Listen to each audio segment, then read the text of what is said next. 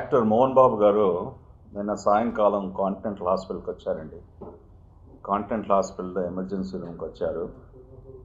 ఆయనకు హాస్పిటల్కి వచ్చినప్పటికీ ఆయనకు ఒళ్ళో నొప్పులు అనేసి, తర్వాత ముఖం మీద ఆయనకు బాగా కుడివైపున నొప్పి అని చెప్పారు.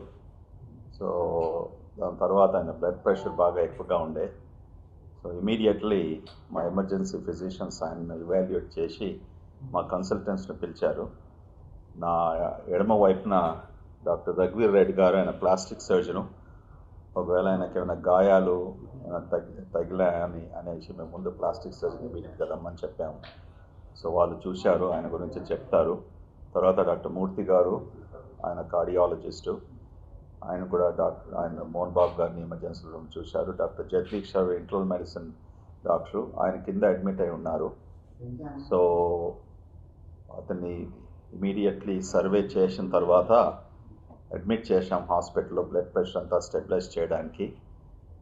ఆయనకు ముఖ్యంగా కంప్లైంట్స్ అన్నీ మెడలో నొప్పి, కానీ శరీరంలో నొప్పి, ముఖ్యంగా ఈ కాల్లో నరానికి సంబంధించిన కొద్ది నొప్పులని చెప్పారు. సో దాంతోపాటు ఆయన మానసికంగా బాగా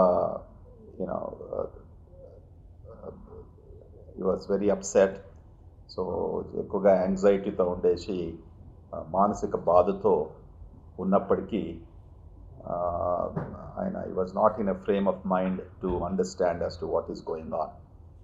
so I will ask doctor రఘువీర్ to what was his assessment and very quickly review.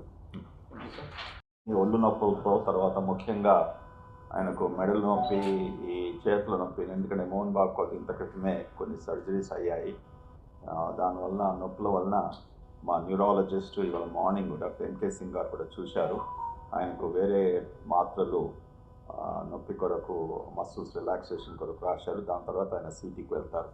Doctor Jagadish గారు, ఆయన ఇంటర్నల్ మెడిసిన్ డాక్టరు, ఆయన మీ అసెస్మెంట్.